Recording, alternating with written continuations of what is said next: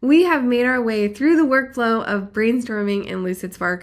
We started with basics, we talked about how to brainstorm with others, we organized all of our ideas, and now it's time to create a repository so that we can look back whenever we need to and build on all these ideas that we came up with. You might notice that I have moved to contain everything in my activity space because I love to see how things evolve throughout a brainstorm. So it's really cool to me to see all the colors, all the sticky notes, all the emojis and tags, and hopefully you enjoy seeing that as well.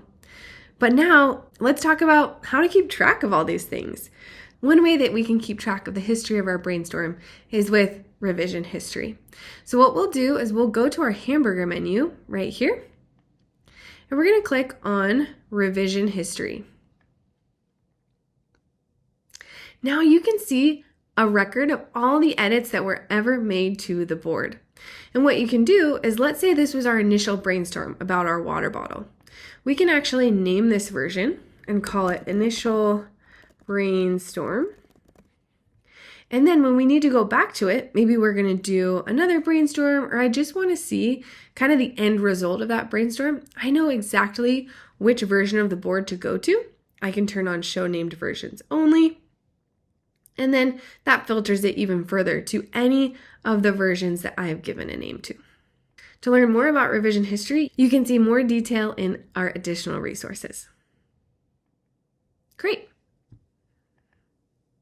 Now, another way that we can see what's contained on this board and kind of jog our memory about what we were brainstorming about and the ideas that came out is by using the table of contents. So the table of contents is down here at the bottom of your screen. And the reason, if you remember, that we put our favorite ideas into a frame is because now if we just want to quickly navigate to that frame, we kind of want to cut through the fluff of any of the other frames, we'll just click on our favorite ideas frame and our table of contents will take us directly there, and we can see the main ideas that were a result of that initial brainstorm.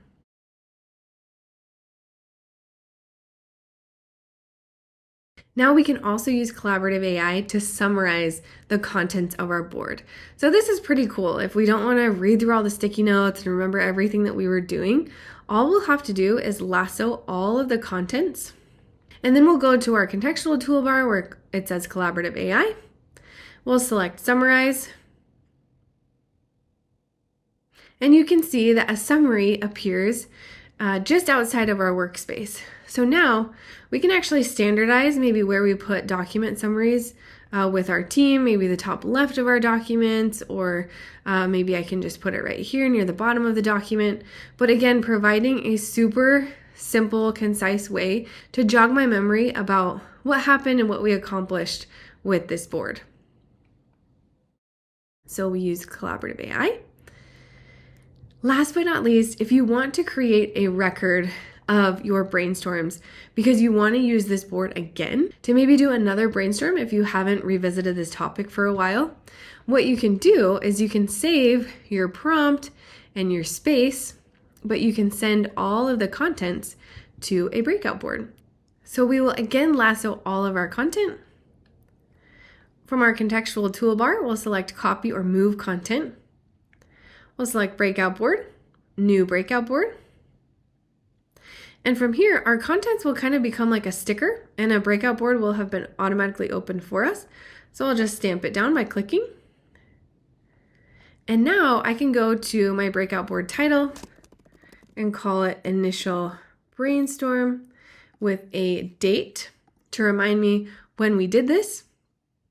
And then if we have subsequent brainstorming sessions, we can add those as breakout boards to keep a running record of all the sessions that we've had all in one main document.